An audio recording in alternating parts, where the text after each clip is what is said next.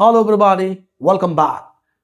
আমরা সাধারণত বাংলায় কিছু সেন্টেন্স বলে থাকি, যেমন আমাকে সেখানে যেতে হয়, আমাকে স্কুলে যেতে হবে, আমাকে বাজারে যেতে হয়েছিল, আমাকে সেখানে যেতেই হবে।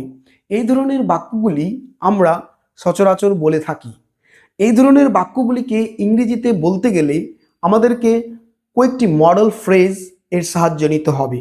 যেমন মডেল ফ্রেজগুলি হচ্ছে am to, is to, are to, was to, were to, have to, has to, will have two.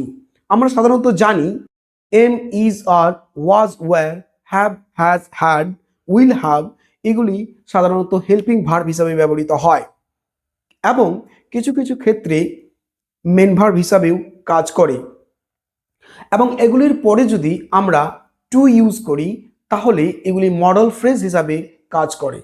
তো আজকে যে সেন্টেন্সগুলির কথা বললাম আমি, সেই সেন্টেন্সগুলি হচ্ছে আমাকে স্কুলে যেতে হয়, I am to go to school, আমাকে সেখানে যেতে হতো, আই ওয়াজ টু গো দেয়ার, আমাকে স্কুলে যেতেই হবে, I will have to go to school, আমাকে বাজারে যেতে হয়েছিল, I had to go to market.